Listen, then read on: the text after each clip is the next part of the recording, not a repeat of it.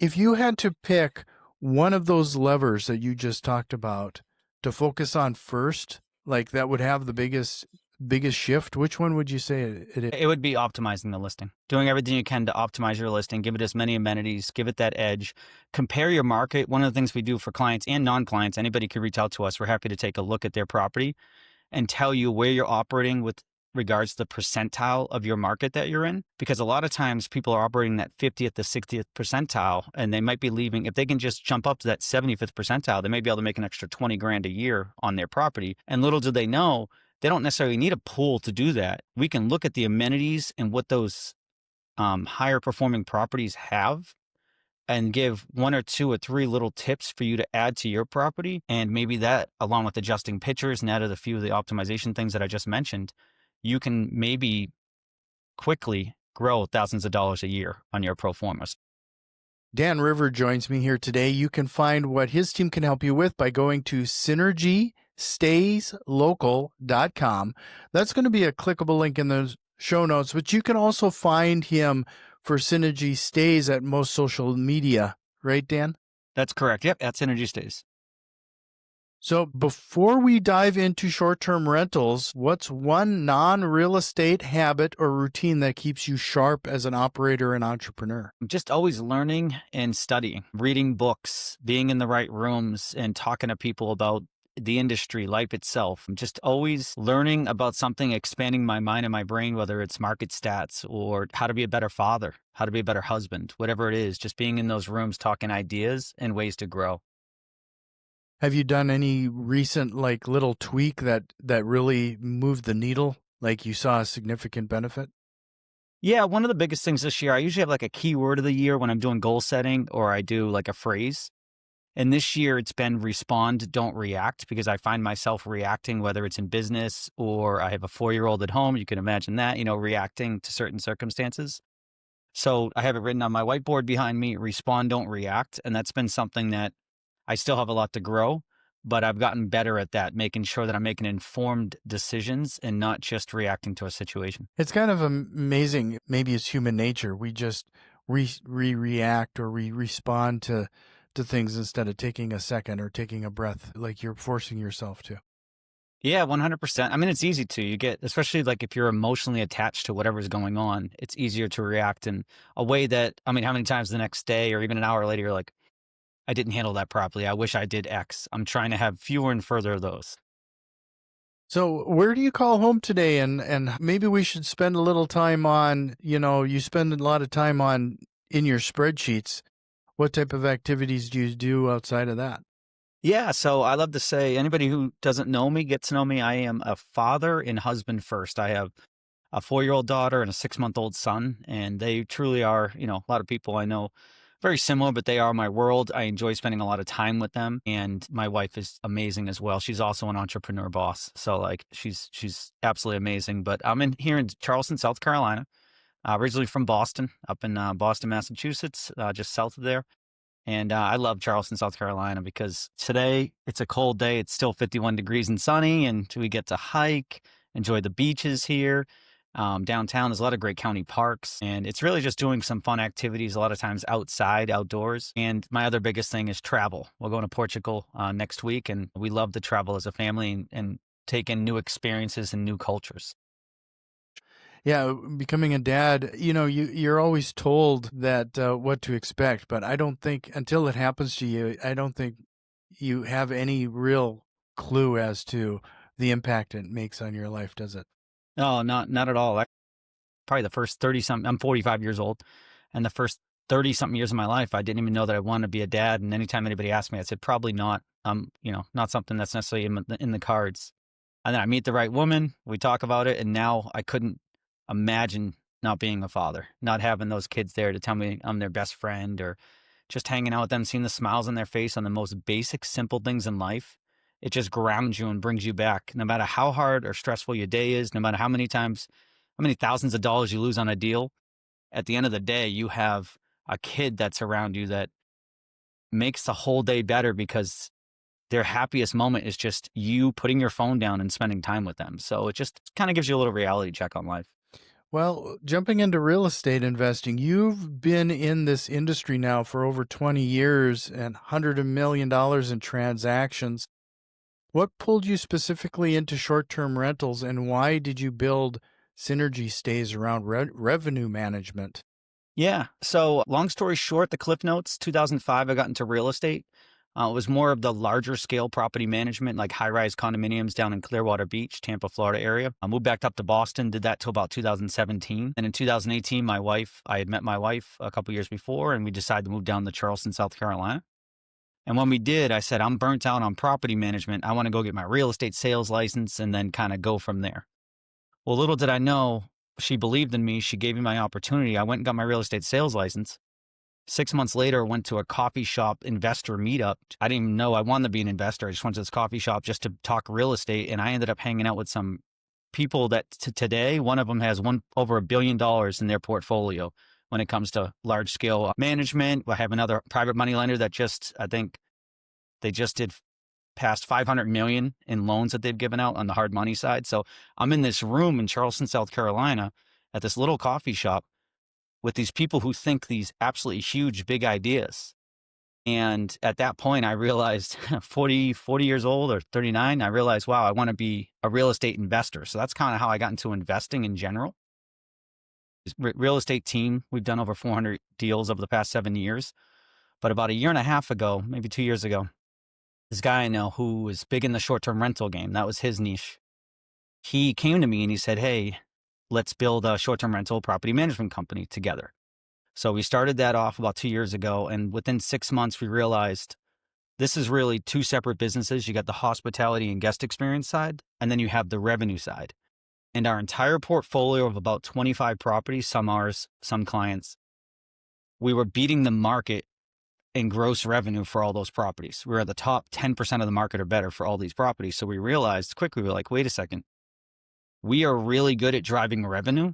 So instead of doing all of it, why don't we get rid of the property management side, which we just did a couple months ago, got rid of the rest of the portfolio, and focus solely on driving revenue for clients. And it's now, believe it or not, over the last year, revenue management, people didn't even know what that meant. And there's a couple of bigger players in the game that we know we're in either their masterminds or we're just friends with. And it's becoming a thing now. Even Price Labs, it's a pricing tech software. Anybody who's in the short-term rental game knows Price Labs. They're even having a revenue management platform part of their system. It's becoming that popular right now because if you're an investor with 2, 3, 10 units or a small to mid-sized property management company, you need to separate yourself from the rest of the pack by making sure that you're focusing on revenue. So we got good at it. We enjoy it. When you focus on one thing, you do it a lot better. And that's why we got into the revenue management side of things. Well, this is just kind of strikes me as a lot of people get into real estate investing. It's more of a side hustle than an actual business, or treating it as such. This is kind of like taking that significant step towards actually treating it like the business that it is. Yeah, 100%. And I know you've been doing this a while, so have I. I've made plenty of mistakes, tried to do 15 different things, did them all okay, never did anything great. So this last year, I've been focusing on just these two things. It's real estate sales, and I got my team. We're great at it. And then just driving revenue with Synergy Stays. And it's been amazing when you actually stop doing 15 things and get rid of the shiny object syndrome as an entrepreneur. The progress you could make a lot quicker, and you could be great at something instead of good. It's really exciting. Yeah, that's been kind of a recurring note in the song of entrepreneurship lately for me. Like the last few episodes, people keep bringing up that exact same lesson learned is whatever you focus on grows, right? But you do need to, my daughter and I actually went through this exercise last night for her business, and we were kind of just taking a minute, stepping back and going, okay, now what are the top 3 things that you're going to be focusing on and what you can provide? Otherwise, you're all over the place. Uh-huh. I think it was either Dan Martell or Alex Hormozy. Somebody says a confused mind doesn't make a decision. And that's also not only associated with selling strategies, but that's also when you're dealing with your own stuff. If you're confused, you're not going to be taking the action you need to move forward. Oh, it's so important. It's something like a lot of entrepreneurs, I have that ADD where I'm all over the place. I can't really focus too much on something, but that the importance of being able to just hyper focus on one area, even on the daily thing. I've actually changed one of my biggest things I've changed is my calendar. And every Monday, Wednesday, and Friday are revenue generating activities such as, chatting with you on a podcast or talking to people about growing their business and how we can help support them. And then Tuesdays and Thursdays, I pay bills and deal with all the headaches.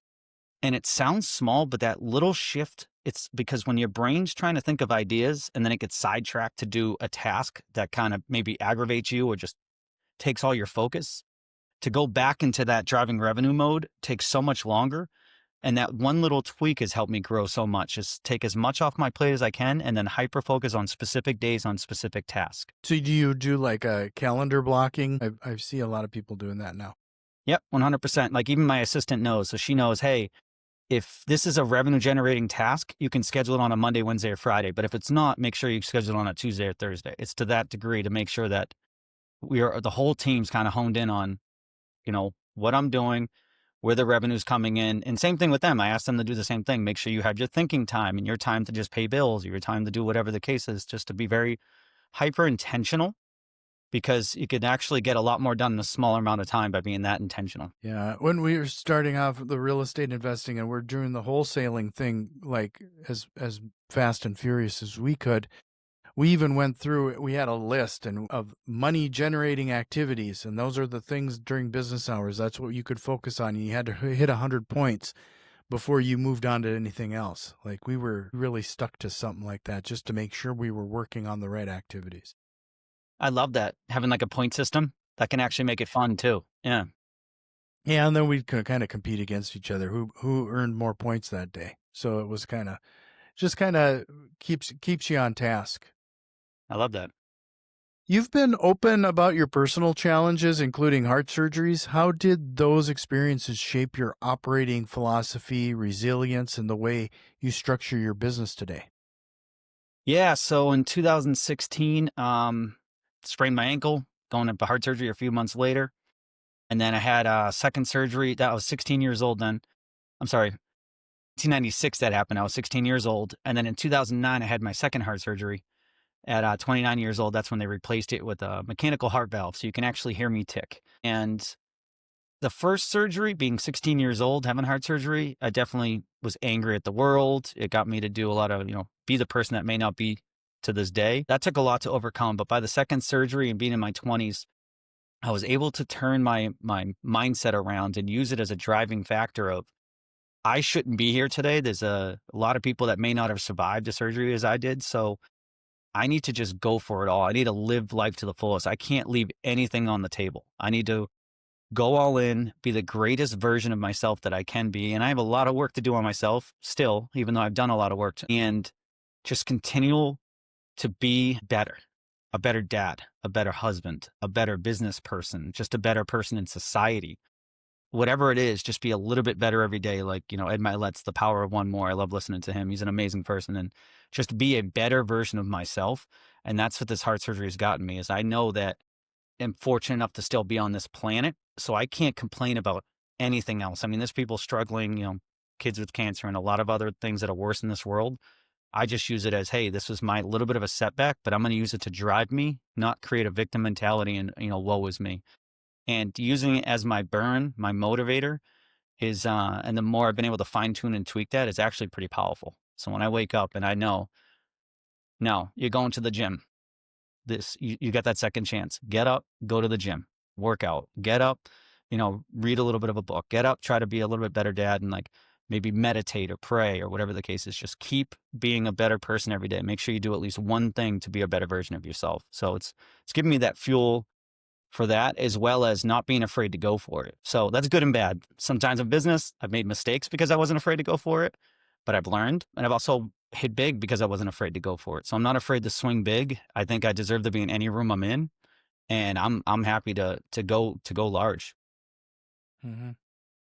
It's kind of amazing that a lot of people have wake up calls, if you will, but they don't take it on and use it as a motivator.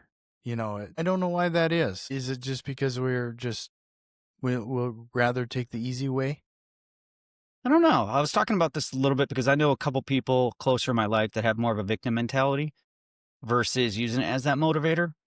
And I don't know if it's obviously, is it hereditary? Is it nature? Is it nurture? Is it just, maybe the couple things that happen in their life versus our lives? Or I think part of it is it's easier if you're not willing to push yourself and go for it all, it's easier to blame someone else or something else for why you're not successful or why you're not moving forward. Versus, I think the people with the mentality of like, I'm going to win no matter what, even if I have to lift 50,000 times before I get that win, I'm going to do it. That's just a different mentality. So they're not going to let anything hold them back or be an excuse. So I don't know where that comes from, but I do know you could pick that up on, at least the older I get, I could pick that up on people really quick. And I just want to be around the people that want to overcome hurdles, not use them as an excuse. Right. And just to remind everybody, we're talking to Dan Rivers. You can find him on all of the socials by finding him at Synergy Stays. But if you want to head over to his website, that is synergystayslocal.com. That's going to be a clickable link in the show notes. If you found some value in what we're talking about so far, do us a quick favor. Share this with one of your investor friends. And if you're watching us on YouTube, give us a like and subscribe. Well, we better spend a little time on this revenue growth for individuals. Let's give them some actual tactics. Your site highlights clients averaging a 23% revenue lift in year one and even 136 year-over-year jump on one unit. What are the top 3 levers most hosts are underutilizing that drives occupancy, ADR, and rev? All right, we'll start with listing optimization, making sure your listing's showing up in the search rankings. You can have the best priced, best listing, but if it's on page 8, 10 of Airbnb, you're probably not getting booked to the capacity that you can maximize your revenue at. So first and foremost, making sure it's optimized. A couple of quick tips, and hate that I still have to say this to this day, is don't use cell phone photos. Go hire a photographer, especially one that's in short-term rentals. One of the coolest things, anybody here in real estate that does sales knows that you can't use like live action or actionable pictures in MLS with people, but use that in your short-term rentals. You can use it, and honestly, it's your edge. You can have people enjoying a drink and toast some marshmallows by the fire pit at your place, or people actually utilizing the pool, like some good actionable shots that people can actually feel themselves being there and enjoying the guest experience, making sure that you have as many amenities as possible, even the small ones, and also making sure they're all checked off on your Airbnb or VRBO listings. Because the more amenities you have, titling the pictures, every picture, just title it, obviously make sure it's accurate, and having those great photos is going to give you the best chance to bump up your search ranking, which is ultimately going to start to drive your revenue. So that's one of the first things we do to try to help people out with that. One of the second things we do is make sure that you're using, about 3 or 4 years ago, we'll say, people started using Price Labs, Wheelhouse, Beyond Pricing. That was the pricing software that they would use. And that would give them an edge because only maybe 15% of the people were using those pricing tech. Now pretty much everybody's using it, or a large majority, let's say, are using the pricing softwares. So how do you stand out above and beyond that? Making sure you understand how to utilize those softwares and making sure that you are using the discounts in Airbnb and VRBO to your advantage, such as, a length of stay discount. You can be using these levers that, hey, I know you want a 3-night booking, at least 3-night booking, but you might allow 2-night bookings, but give a length of stay discount for 3, 4, 5 nights. And believe it or not, we've grown our clients' average days from about 3 to 3.5, about a half a day, full day, depending on, obviously listings are different, but about a half a day on average, we've grown them. And the reason why we've done that is because of these length of stay discounts and these type of levers that you could pull to get people to thought they only wanted 2 days, but guess what? They'll stay 4 days at that rate and at that point, it's pretty much all revenue in your pocket. You're already paying the cleaning fee. You're already paying all the other fees, no matter if they stay 2 nights or 4 nights. You may as well try to extend those nights as much as possible. Even though your average daily night rate may be a little bit lower, overall, you're going to drive more revenue for that property. And then I'm going to give you another, third thing would be a non-pricing kind of strategy is loosen up your cancellation restrictions. And I know this sounds crazy, but Airbnb released something over the summer and they've like tiered it. And the looser restriction you have on your cancellation policy, the better you're going to play in their algorithm and ultimately be seen more by more people and have a better chance to book. And we have a lot of people that they don't want to have that last minute cancellation. They're so worried about that ruining their revenue, and that's justifiable. But you don't have to go to that loose where they can cancel up till the day before. You can make it, 5 days before, a week before, instead of no cancellations or the super strict policy. So those are 3 tips right off the bat that if you optimize your listing, you use some of these discounts, and then you loosen your restrictions a little bit, you're going to see a lot of revenue just off those 3 things start to pop up and help your occupancy. Well, a couple things there. One of them is that it still floors me to this day that we're in real estate. We spend tens of thousands of dollars rehabbing or doing something to a property, and then you're using your cell phone to take those photos. I will never understand that, but people do it all the time. I just don't get it. The other thing is if you had to pick one of those levers that you just talked about to focus on first, like that would have the biggest shift, which one would you say it is? It would be optimizing the listing, doing everything you can to optimize your listing, give it as many amenities, give it that edge, compare your market. One of the things we do for clients and non-clients, anybody could reach out to us. We're happy to take a look at their property and tell you where you're operating with regards to the percentile of your market that you're in. Because a lot of times people are operating that 50th to 60th percentile, and they might be leaving. If they can just jump up to that 75th percentile, they may be able to make an extra 20 grand a year on their property. And little do they know, they don't necessarily need a pool to do that. We can look at the amenities and what those higher performing properties have and give 1 or 2 or 3 little tips for you to add to your property. And maybe that, along with adjusting pictures and added a few of the optimization things that I just mentioned, you can maybe quickly grow thousands of dollars a year on your pro forma. So it's just knowing your same thing when you're talking real estate and flipping and selling houses and a lot of different types of investment strategies. Same thing here. Know your competition, know what's going to help you to stand out, and know how to get into that next tier so that you can create the extra revenue that you've been working so hard to get, especially with insurance.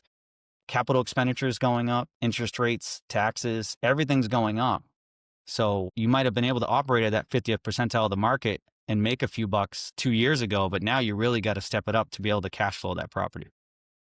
Yeah, I've always kind of wondered because when it comes to short-term rentals, Airbnb and VRBO, there's so many listings on there. To stand out of the crowd, you do have to do this level of fine tweaking, and it's almost like search engine optimization.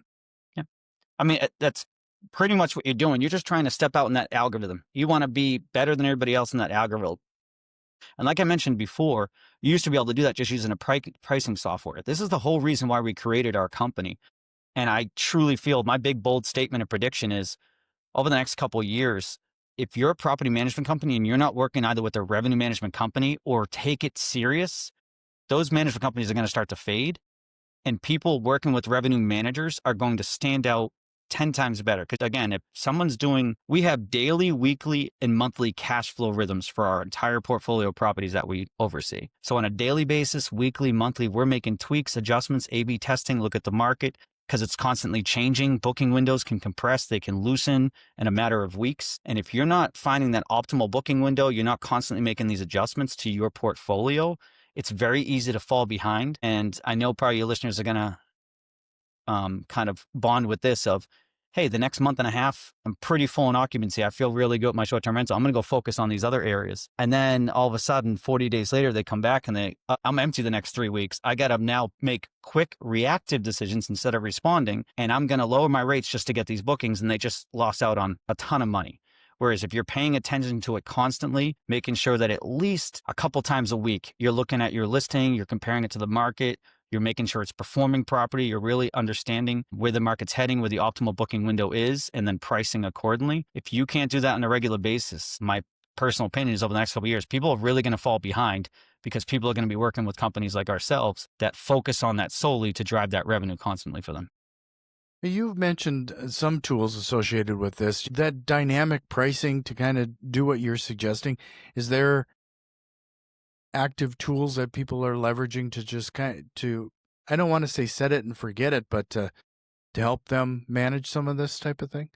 Yeah, I think a lot of people are using like the Price Labs, the Beyond Pricing, Wheelhouse, the three main pricing softwares, and I think that is what they're doing. They set it and forget it. I talk to people on a regular basis. Some people are like, yeah, I look at it like once or twice a month, and they kind of set it with that. Which again, it was okay before, but if you're not really making adjustments, I'll give you an example. Price Labs, that's what we use. We use that along with the Revenue Manager and other softwares, and they are phenomenal. But sometimes, let's just say there's a spike in demand because there's a big event happening in your community.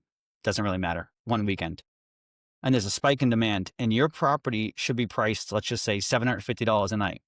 Well, the pricing tools will see that spike, and they may price you at $1,000 or $1,100 a night. And before you know it, they overpriced you, they overcompensated. And if you don't make that adjustment ahead of time, if that market fills up its occupancy close to where it was going to be at, you can end up dropping your pricing to, or $500 a night and miss out on that additional revenue you could have had just because you're just kind of setting it and forgetting it, as you mentioned.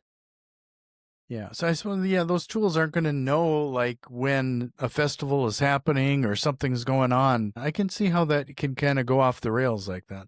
Yeah, it'll pick it up, but it doesn't, like I said, sometimes it overcompensates or undercompensates. It doesn't necessarily price it properly because that's happening. So it'll see something's going on and tick up your nightly rate, but it doesn't necessarily adjust it properly. And like I said, if you don't catch that, that's where we see a lot of people lose revenue. It's the over adjusting, overpricing it. I hear this all the time. It's, well, last year at this time, I was priced at X. It's like, well, not every year is the exact same. And if you're not looking at your market, your occupancy, and where the market's pricing themselves, that's great that you priced it at $200 a night last year and you got it. This year, you need to price it at $175 to get it, or you're going to drop it well below that last minute. So it's not getting too emotionally attached. I see that a lot from, especially people own like one or two or a couple of them. They'll start to get, well, this is what I did last year, and my property's it's not worth under 150 a night, and I'm not willing to go under this number. Whereas when you just use the data and make quantitative decisions based on data, you don't have that attachment, and that's when you could really drive revenue. Well, you've probably seen quite a few operations then at this point. Like as people are scaling, like early, like if they're going from 5 to 25 doors, what are some of the common bottlenecks that you've seen in their businesses that they have to overcome?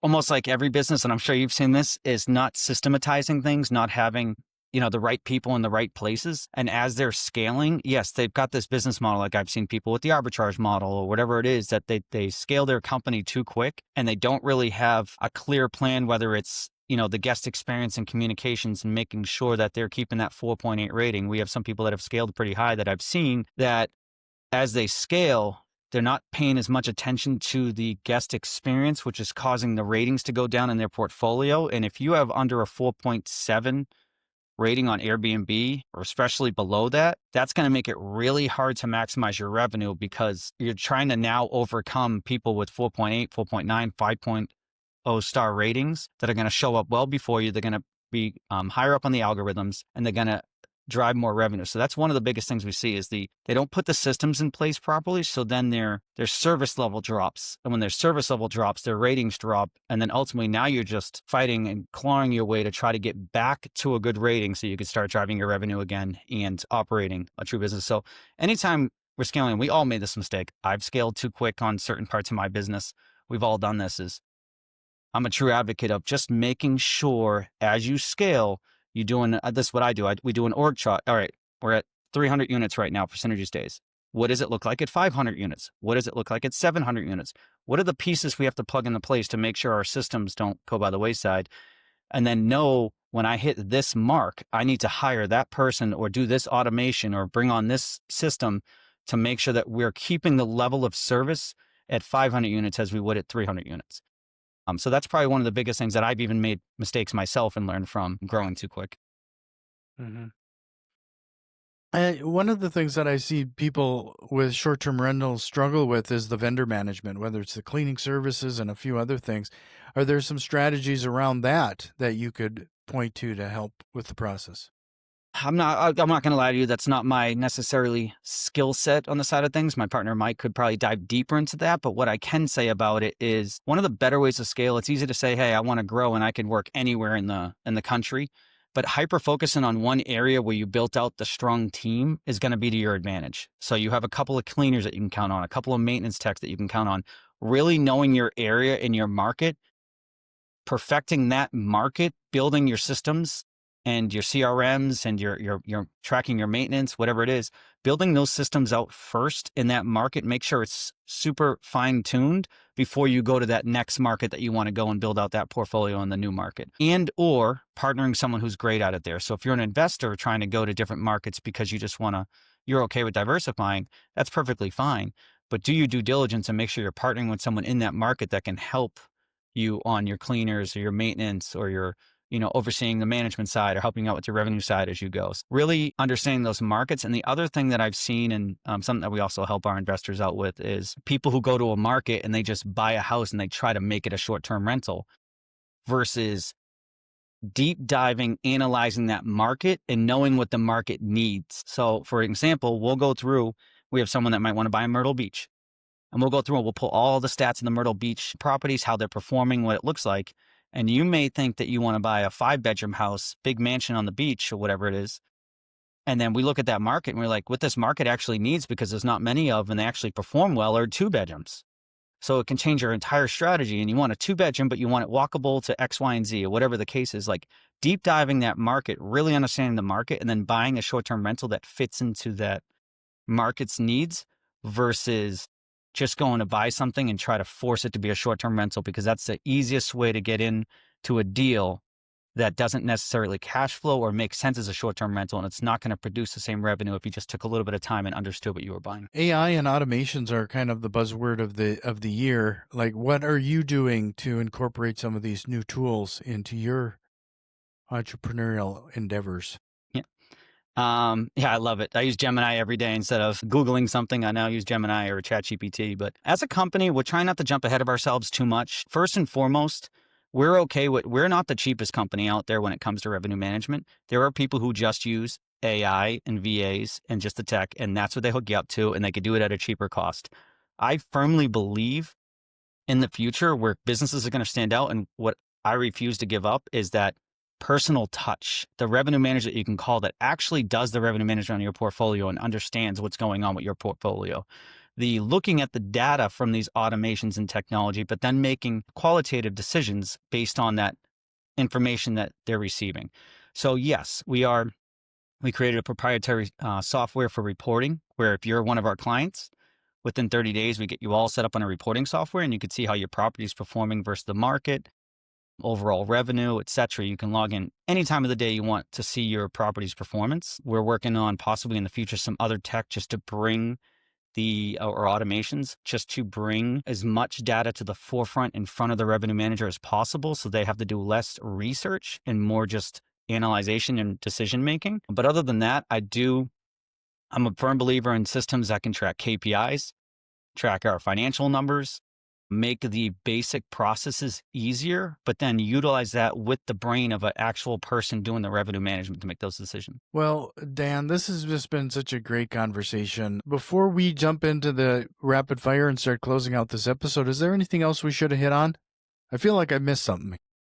I mean, we could talk about this all day long about driving revenue, but I think one of the biggest things is if you own a short-term rental, if you own short-term rentals, don't be afraid to reach out to us, and we could do an analyzation just to see where you stand in your market. Or if you know how to do it yourself with your tech software or whoever you're working with, just see where you stand in your market. Make sure that you are maximizing your opportunity, because it's so easy to want to go buy 5 more properties.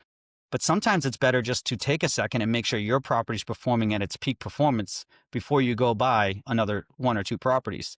And then also, if you are going to buy those properties, just making sure that you know where you're buying, why you're buying, and what the revenue targets that are actually something that you can hit. So I think it's just like anything else right now. It's not the market that you can make money off anything. You have to actually buy right and be strategic. Do the same thing in the short-term rental market. If you're ready, Dan, we'll jump into the rapid fire and close out this episode. But before we do, head over to Dan's website, synergystayslocal.com. Clickable link in the show notes. But if you're ready, Dan, we'll jump into the rapid fire and close out the episode.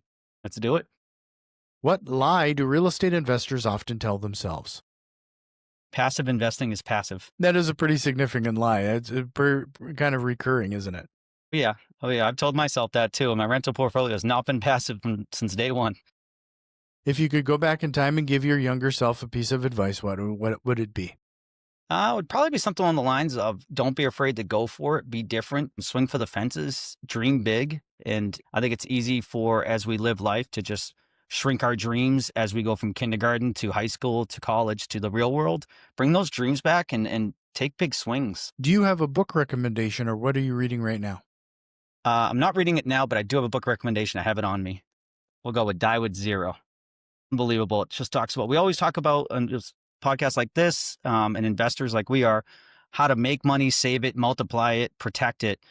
But make sure that we're enjoying our life right now. Don't wait till you're 70, 80, 90 years old. Make sure that you're living a life curated the way that you want it to be. And I think that book really touches upon that. And finally, what single process or tool have you implemented that has had the biggest time-saving impact? Hiring an executive assistant. Having that, all those tasks that get the basic things off my plate so that I could focus on those one or two top things that I need to be doing has been a game changer. Well, Dan, this has been fantastic. One last time, you can learn more at synergystayslocal.com. Clickable link in the show notes. But I hope you'll consider coming back again sometime. It was great to meet you. Yep. It was awesome. Appreciate you.